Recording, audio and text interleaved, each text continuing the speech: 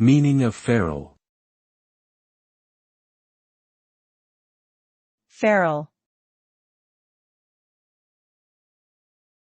Ferrule.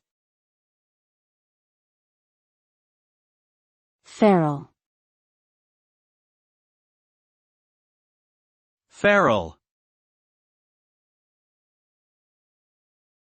A ferrule is a small metal or plastic ring that is used to secure or reinforce a structure.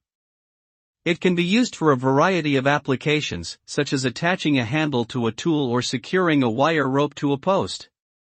Ferrules come in various sizes and styles, and are typically made from materials such as brass, aluminum, or steel. They are often designed to be crimped onto the material they are securing, creating a strong and durable connection. In short, a ferrule is a small but important component that helps to keep things securely in place.